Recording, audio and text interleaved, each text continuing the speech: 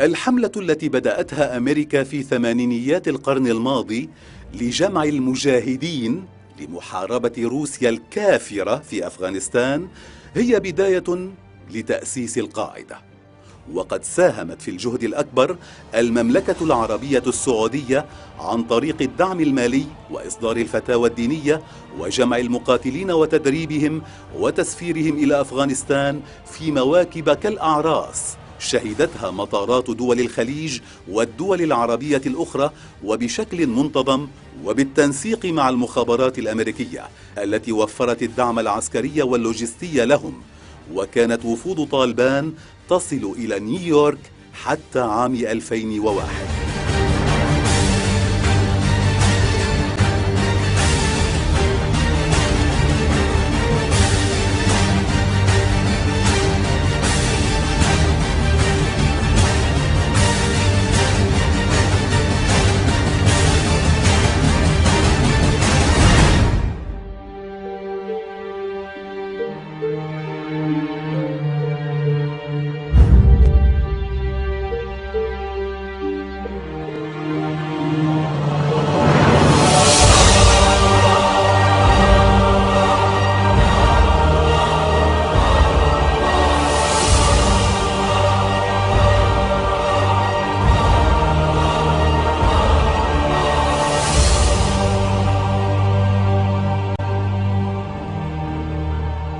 إذن هو الأخطبوط ذاته الذي يحكم العالم، والخطة ذاتها السيطرة على الحكام، ومن خلالهم يتم تنفيذ مخططهم للسيطرة على شعوب المنطقة والعالم.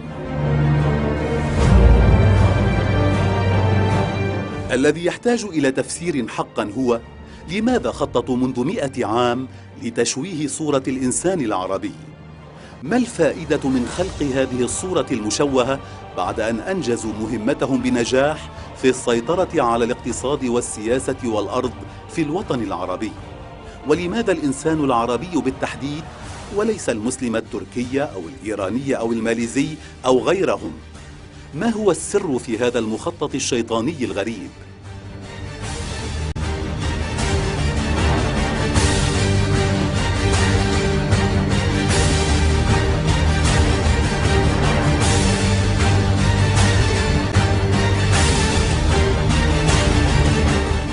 الإسلام فوبيا.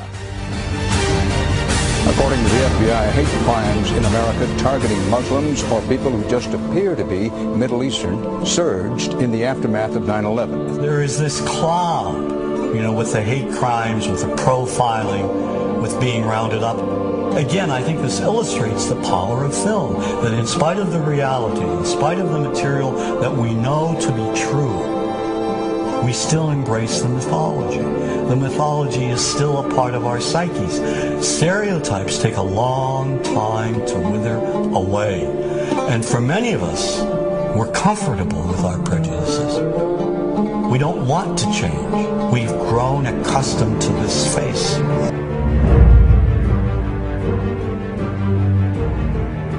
بدأت حملتان بعد أحداث 11 من سبتمبر.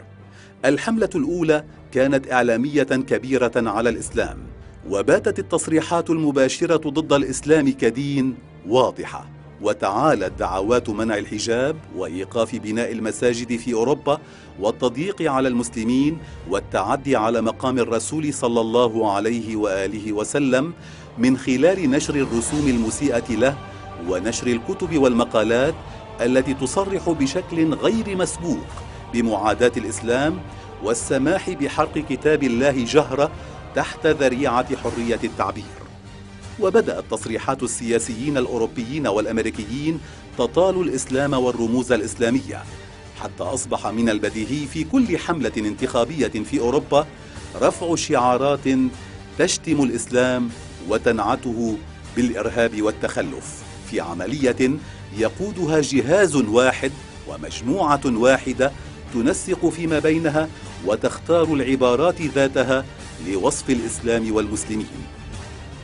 والحملة الثانية كانت عسكرية، شعارها نشر الديمقراطية في الوطن العربي وتغيير الأنظمة الدكتاتورية كالنظام العراقي والسعودي. ولكن الأحداث الأخيرة أثبتت بطلان ما يدعون لوقوفهم العلني والصارخ مع الديكتاتوريات ضد انتفاضات الشعوب العربية، بحيث بات واضحا أنهم رفعوا شعارات الديمقراطية لتمرير مخطط خطير يجتاح المنطقة. كل هذه التداعيات كانت نتيجة لأحداث 11 من سبتمبر.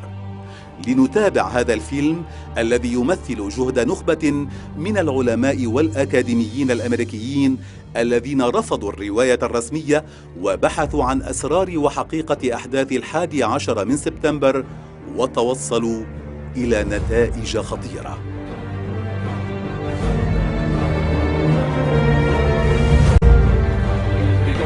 It looks like one of those scenes of an old building being purposely dynamited and blown up. Anybody who's ever watched a building being demolished on purpose knows that if you're going to do this, you have to get at the under-infrastructure of a building and bring it down. The way the structure is collapsing, this was the result of something that was planned. It's not accidental that the first tower just happened to collapse and then the second tower just happened to collapse in exactly the same way.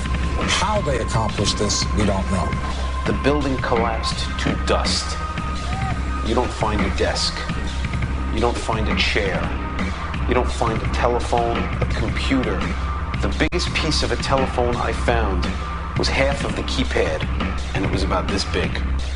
What happened to the concrete? The concrete was pulverized from river to river. There was dust powder 2-3 inches thick. The concrete was just pulverized. In addition to those pictures we've all seen too much on television before, when a building was deliberately destroyed by well-placed dynamite to knock it down. If it had detonated, they were planned to take down a building.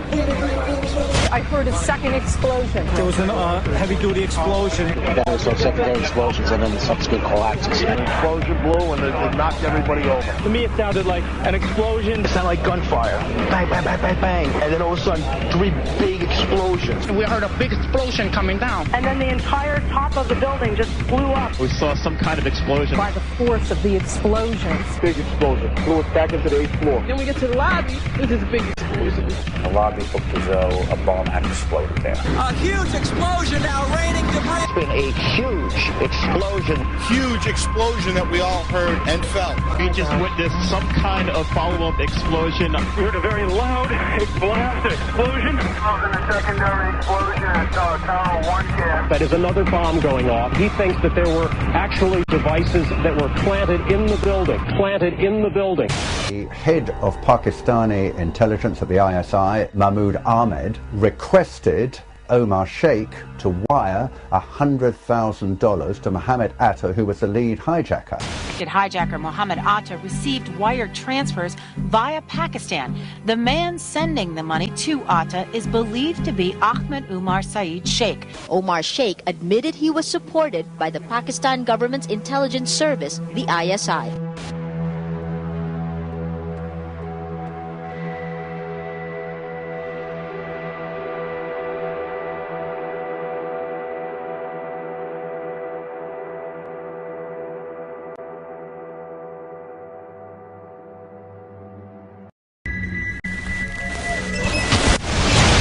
How could anyone fly a 60-ton, 125-foot-wide, 44-foot-tall plane through this obstacle course? The aircraft, before striking the Pentagon, reportedly executed a 270-degree downward spiral, and yet Hani Hanjour was known as a terrible pilot who could not safely fly even a small plane.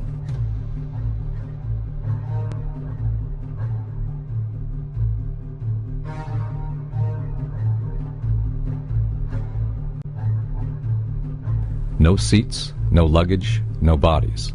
Nothing but bricks and limestone. The official explanation is that the intense heat from the jet fuel vaporized the entire plane. Flight 77 had 2 Rolls-Royce engines made of steel and titanium alloy and weighs 6 tons each. It is scientifically impossible that 12 tons of steel and titanium was vaporized by jet fuel. From my close-up inspection, there's no evidence of a plane having crashed anywhere near the Pentagon. And as I said, the only pieces left that you can see are small enough that you could pick up in your hand. Shortly after the strike, government agents picked up debris and carried it off. The entire lawn was covered with dirt and gravel.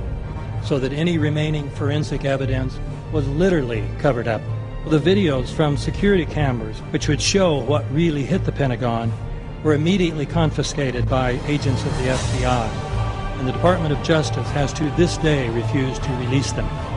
If these videos would prove that the Pentagon was really hit by a 757, most of us would assume the government would release them. It looks like there's nothing there except for a hole in the ground. Basically, that's right. The only thing you could see from where we were was a big gouge in the earth and some broken trees. We could see some people working, walking around in the area, but from where we could see, there wasn't much left. Any large pieces of debris at all? No, there was nothing that you could distinguish that a plane had crashed there.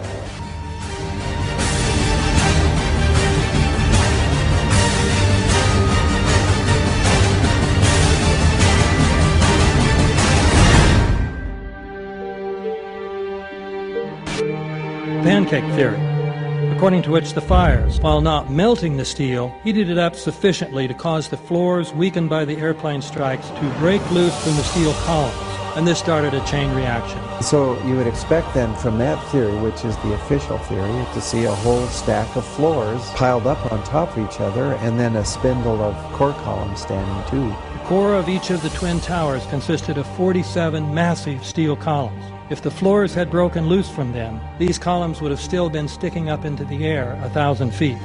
The plane did not cut all those core columns. We designed the buildings to take the impact of the Boeing 707 hitting the building at any location. The building probably could sustain multiple impacts of jetliners. That the plane flew straight into the building.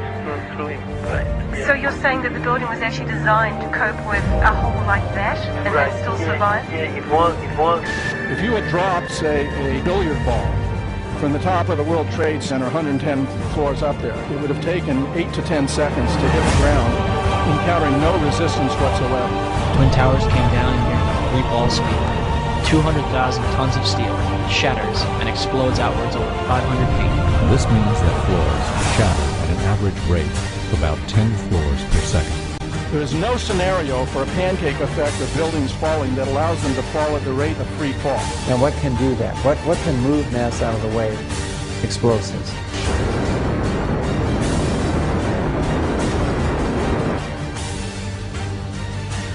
The 47 huge steel columns going up the core, and they're interconnected. How do you get them to fail simultaneously so the core disappeared? It looks like those core columns were cut. The way we do this is by cutting the beam at an angle.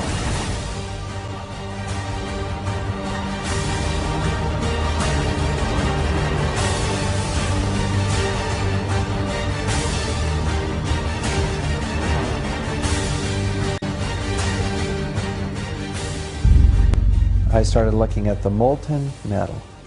All three buildings, both towers in the rubble, in the basement areas, and Building 7, there's these pools of molten metal.